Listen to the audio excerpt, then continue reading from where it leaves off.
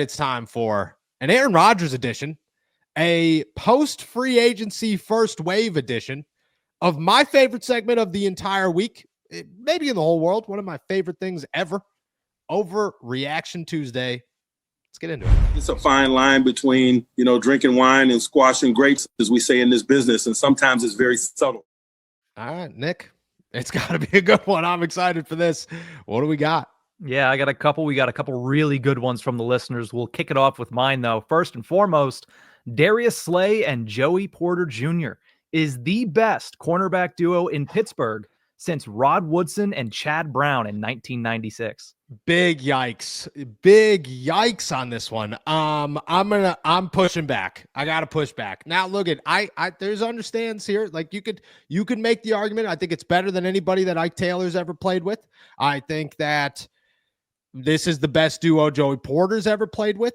I think Darius Slay is an animal. I think he's an absolute stud. I think Joey Porter's an absolute stud. I think they have potential to prove me wrong here. But that first year of Joe Hayden and Steven Nelson was great. And they were dominant. And that was the first time in my entire lifetime that you felt like the Steelers had a really good cornerback core and that they were able to beat anybody. And this is the second time that I've ever felt this way, ever. But I think it's an overreaction simply because you got to give credit where credit's due, respect to Joe Hayden and Steven Nelson, who were two great dudes while they were here in Pittsburgh. I'm going to give them the credit that they're due here. I'm going overreaction, but I do think there's potential to prove me wrong here. I do think there's potential, but I got to see it before I believe it.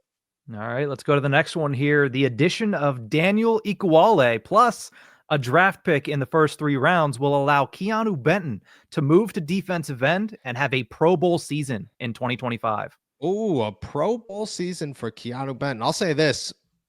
The fact that the Steelers have not drafted anybody means that they are either going all in on defensive tackle in the NFL draft, but at the same time, they're confident Keanu Benton can take that step up and be the guy in 2025 if he needs to be, because that's what they'll do. They'll move him over.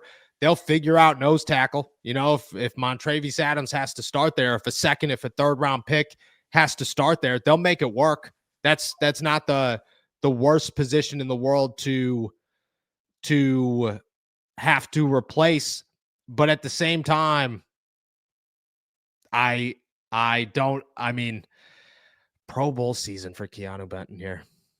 I like it. I don't think this is an overreaction. I think Keanu Benton's a stud. I think people talked badly about him last year and tried to come up with reasons as to why he wasn't as productive as he was. He was playing nose tackle. Okay, Larry Ogunjobi was taking up the snaps. You give him the snaps, I think he makes some noise. I think he looked good last year too. I think by the end of the season, Keanu Benton was a contributor that you could count on.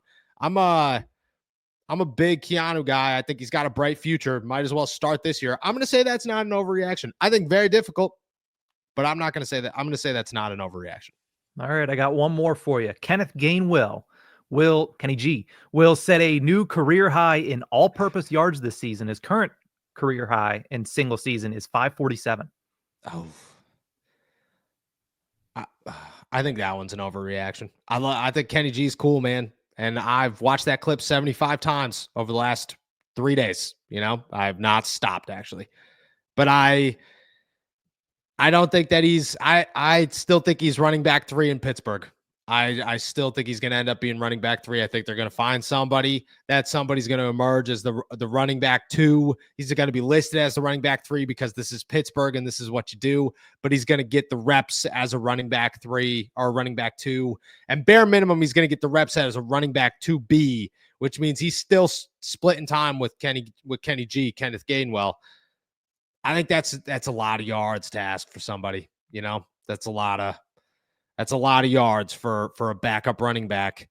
But at the same time, Jalen is a little dude. It's tough to stay healthy as a bell cow back that small. I think I don't think, you know what? I pull back. I don't think this is an overreaction. Do I think it's likely? No. But do I think it's an overreaction? Definitely not. I think that it's possible that it could happen when you think about it logically. Do I predict it's going to happen? No, but not an overreaction.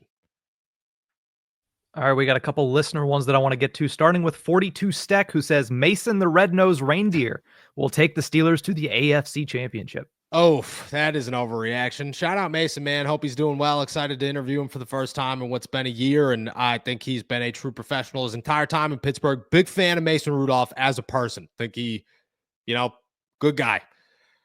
Not going to win you a Super Bowl. Not going to beat Lamar Jackson in the playoffs. Not going to beat Patrick Mahomes in the playoffs. Not going to beat Josh Allen in the playoffs. And if somehow you luck yourself into not having to play any of those guys before you get to the AFC Championship game, anything is possible. Anything's possible. But there's too much fighting against him right now to say that that's not an overreaction. I mean, you got Aaron Rodgers. You've got the potential of a Jackson Dart coming in the first round. And you've got the AFC, which is a pretty good place to play. Plus, you got to think that like CJ Stroud's coming back, and he's gonna bounce back after a sophomore slump.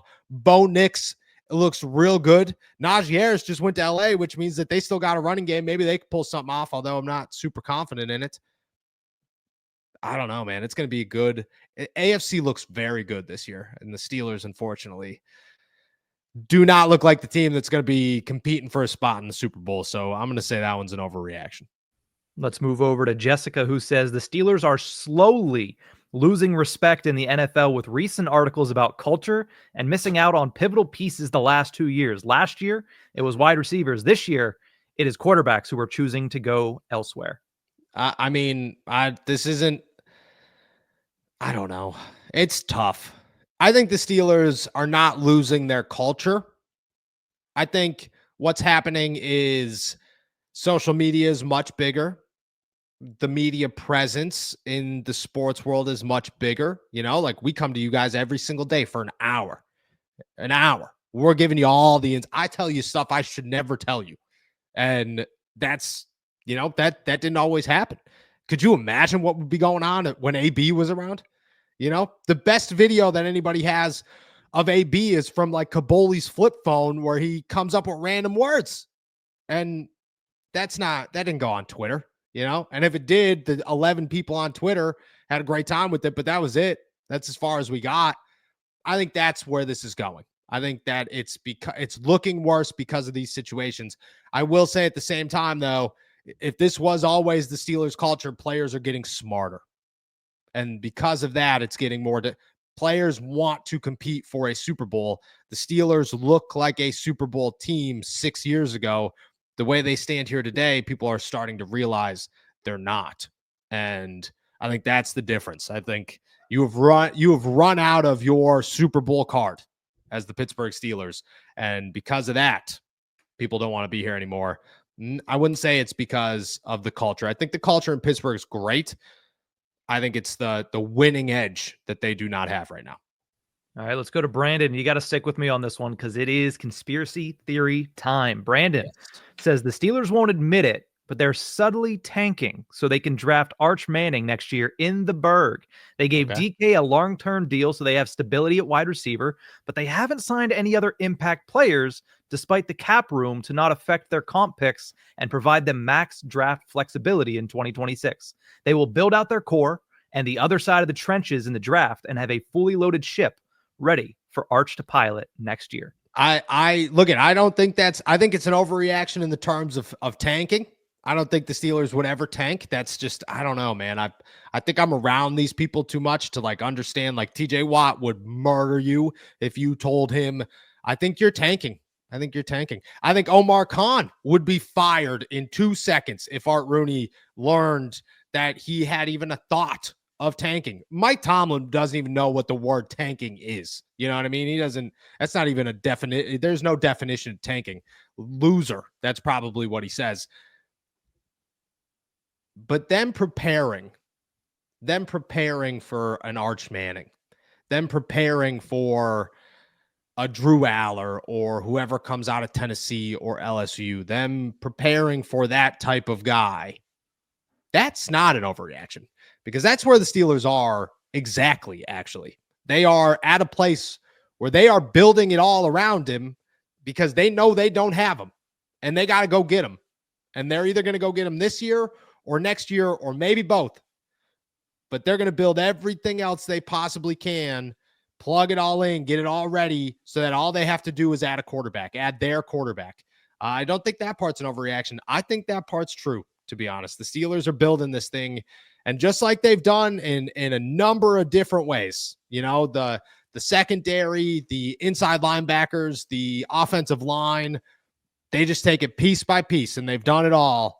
Now they got to go get a quarterback. And yeah, I don't think that side of it's an overreaction. The tanking side's an overreaction.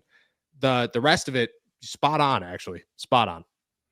Let's go to Carl Spackler, who says Aaron Rodgers is a human at the crossroads of a very difficult decision in his life. All football fans trying to rush his decision should stop, even if other people's decisions are affected by it.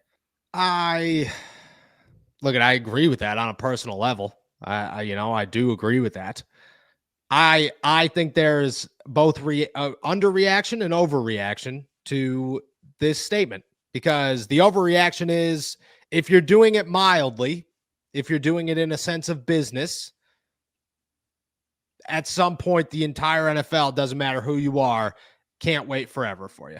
You gotta make a decision. You gotta make a call. These are people's livelihoods at stake. And that's the thing here, is this is not just Aaron Rodgers' life that is within Aaron Rodgers' hands. This is Russell Wilson. This is Jameis Winston. This is Joe Flacco. This is Mason Rudolph. This is Jackson Dart. This is Tyler Shuck. This is so many people. The trickle-down effect that comes with this is huge. So I think that part's an overreaction. I think that at some point, yeah, you have to make a big decision, and you have to give a man or anybody the respect to make that decision and make it in a comfortable manner. Sometimes you get a little greedy with it. I think we're crossing the line of greedy. Once it's been a week and a half almost, we've hit the point of, all right, at some point you gotta take other people's situation into account here. It's not like Aaron's got no idea that Jameis Winston doesn't have a job right now because of him. But I think that side of it's an overreaction.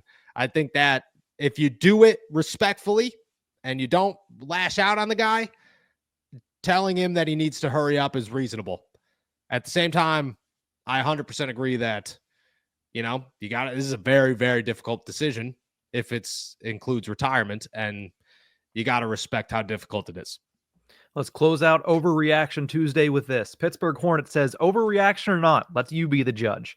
Minkah Fitzpatrick will have a bigger impact this next season than he did last year.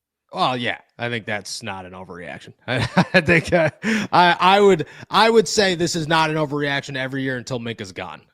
My assumption every year going into the year is Minkah's going to be better. He's going to be fine. He's going to have a good year. I can't turn away from that. Will it happen? We'll see. But that is not an overreaction. Minkah will always have my support as a guy that I think can overcome this. It just, is he gonna? We'll see on the field.